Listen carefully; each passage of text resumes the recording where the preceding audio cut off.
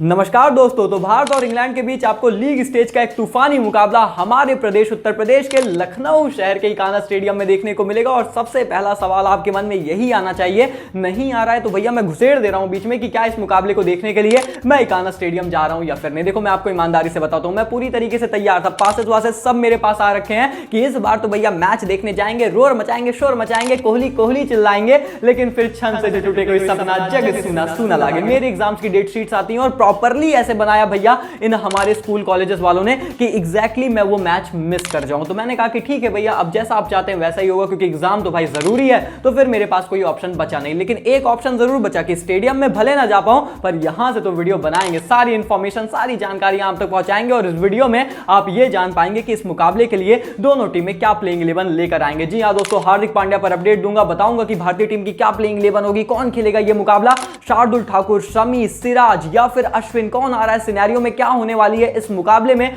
Pitch को ध्यान में रख के भारतीय टीम की 11 और साथ ही साथ इंग्लैंड की भी 11 पर बात करेंगे, क्योंकि इंग्लैंड के लिए ये मुकाबला एक्चुअली हमसे ज्यादा जरूरी है। हम तो भैया जीत कर आ रहे हैं, पर अगर ये यहां से हारते हैं तो ये हैरान परेशान टाटा गुड बाय हो जाएंगे। तो सब पर बात करेंगे। आप लाइक सब्सक्राइब कर ही दिए हो और नहीं किए हो तो कर दो। बाकी चलिए शुरुआत करते हैं। तो सबसे पहले बात कर लेते हैं पिच रिपोर्ट के बारे में, क्योंकि आपको भी पता है कि ये 22 गज की पट्टी ही ना 22 खिलाड़ियों के चयन में बहुत अहम भूमिका निभाती है कि आखिर प्लेइंग 11 दोनों टीमों की क्या होगी, पिच समझ कर ही दोनों टीमें तय करेंगी। तो ऐसे में मैं आपको लखनऊ के बारे में बताना चाहूंगा कि देखिए आईपीएल में ना बड़ा क्रिटिसिज्म झेलना पड़ा था इस पूरे मैदान को। तो उसके बाद जो है वर्ल्ड विश्व कप के पहले पूरा स्क्वायर खोद दिया गया और एकदम नई पिचेस यहां पर लेट डाउन की गई हैं। और उसके बाद हमने डेफिनेटली काफी इंप्रूवमेंट देखी है, बल्लेबाजी के लिए ये पिच काफी ज्यादा बेहतर हो गई है। लेकिन एक बात जरूर अभी भी हाईलाइट करूंगा कि फिर भी यहां पर पेसर्स और स्पिनर्स को काफी मदद देखने को मिलती है, क्योंकि इस विश्व कप में हमने देखा कि ये कहीं ना कहीं टू पेस्ड सरफेस है। किस तरीके की पिच इस्तेमाल होगी इस मुकाबले के लिए उस पर बहुत कुछ निर्भर करेगा। लेकिन फिर भी अब तक इस विश्व कप में एक कॉमन ट्रेंड ये रहा है कि दो तरीके से ये सतह बिहेव करती है, जहां पर एक आध बार गेंदें फंसती नजर आती हैं और ऐसे में स्लो बॉलर्स स्पिनर्स यहां पर गेम में जरूर आते हैं। पेसर्स को अंडर लाइट्स काफी मदद देखने को मिल रही है पिछले समय की तुलना में। तो इसीलिए दोस्तों कहीं ना कहीं ये पिच अभी भी गेंदबाजी के लिए फेवरेट्स है और एक्चुअली ऐसी पिच है ना जो बहुत इवन कॉन्टेस्ट कराती है बैट और बॉल के साथ, जो बल्ले पर भी गेंद अच्छे से आती है और फिर कभी कभी गेंदबाज भी यहां पर डोमिनेट कर रहे हैं। तो ऐसे में इन सारे पहलुओं को ध्यान में रख के आखिर टीम किस तरीके की 11 तैयार करेंगी ये भी ध्यान में रखते हुए कि कुछ पिचेस यहां पे स्पिन फ्रेंडली अभी भी हैं। एडम जंपा ने यहीं पे 3-4 विकेट चटकाई, स्पिनर्स यहां पर गेम में आए हैं, ये सारी बातें आपको ध्यान में रखनी है। और ऐसे में चलिए प्लेइंग 11 की तरफ चलते हैं, बात करते हैं सबसे पहले भारतीय टीम के बारे में। और इसके पहले की कोई चर्चा करें, हार्दिक पांड्या पर अपडेट देना बहुत जरूरी है। जी हां दोस्तों, एक बड़ी खबर, गुड न्यूज ये है कि यहां पर बीसीसीआई ऑफिशियल ने साफ कहा है कि हार्दिक पांड्या की इंजरी कोई खास ज्यादा सीरियस नहीं है, वो पूरी तरीके से लखनऊ के लिए तैयार रहेंगे, बहुत ही जल्द रवाना भी होंगे और उस मुकाबले के लिए अवेलेबल भी होने वाले हैं। इनफैक्ट वो फुल्ली फिट हैं, तो यहां पर कोई कंसर्न नहीं होगा। लेकिन दोस्तों वहीं पर कुछ रिपोर्ट्स ये कहती हैं कि ये बात सही है कि वो फुल्ली फिट है और बहुत जल्द लखनऊ पहुंच भी जाएंगे, लेकिन शायद as a part of precaution उनको इस मुकाबले में न खिलाया जाए। तो ऐसे में ये बहुत इंटरेस्टिंग डेवलपमेंट है जो हाल फिलहाल में देखने को मिला है और इसकी वजह से पूरा समीकरण बदल जाता है कि हार्दिक फिट है पर शायद टीम कहे कि चलो ठीक है, अच्छा तो कर ही रहे हैं हम, क्या ही जरूरत है, अभी आराम से आप रेस्ट करो, कोई रिस्क नहीं लेना चाहते ताकि आप आगे तैयार रहो, शायद उन्हें इस मुकाबले से बैठा दिया जाए। और ऐसे में सवाल यह है कि अगर वो बैठते हैं तो फिर कौन खेलता है, कैसे खेलता है। Let me tell you a very interesting thing. देखिए टॉप 5 में तो कोई बदलाव भारत में होने से रहा। यहां पर आपको Rohit Sharma, Shubman Gill, Virat Kohli, Shreyas and KL as it is देखने को मिलेंगे। श्रेयस अय्यर पर बात हो रही है, थोड़ी चर्चा है सामाजिक तौर पर कि यार थोड़ा सा ये अपने मतलब स्तर के हिसाब से परफॉर्म नहीं कर रहे हैं, पर फिर भी काफी अच्छा कर रहे हैं। मुझे नहीं लगता टीम अभी यहां पे कुछ भी सोच रही है, तो वो एज इट इज खेलेंगे 5 ऑर्डर तक, मतलब टॉप 5 तक। तो यहां पर चीजें काफी सुपर सेट, मतलब अगर Hardik Pandya as an allrounder नहीं खेल रहे हैं तो फिर अब सूर्य कुमार यादव को ही मौका दे दो, कम से कम उन्हें तब तक तैयार होने दो कि क्या जरूरत है कि एज अ बैटर खिलाओ, फिर कोई और यहां पे खुदा ना खास्ता और कुछ यहां पे मतलब बात बिगड़ जाए तो वो आपके लिए दिक्कत हो जाएगी। और वैसे भी मतलब बहुत ही सिंपल स्ट्रेटजी है कि अगर हार्दिक खेलते भी हैं और सिर्फ एज अ बैटर खेलते हैं, बॉलिंग नहीं करते हैं, तो फिर टीम की स्ट्रेटजी तो फिर से वही रहेगी गेंदबाजी की, क्योंकि आपको कोई हेल्प तो यहां पर मिल नहीं रही है। एज अ बैटर तो स्काई भी खेल सकते हैं, फिर आप क्या करोगे, फिर बताए ये टीम क्या करेगी, फिर ये शार्दुल ठाकुर को नहीं खिलाएंगे। देखिए अगर सूर्य कुमार यादव खेलते हैं या फिर हार्दिक एज अ बैटर खेलते हैं, एक सिंपल साफ और सीधी स्ट्रेटजी है कि फिर आप शार्दुल ठाकुर को नहीं खिला सकते, क्योंकि ये टीम उनके ऊपर 10 ओवर के लिए डिपेंड नहीं करती है। ये बहुत ही क्रिस्टल क्लियर मैसेज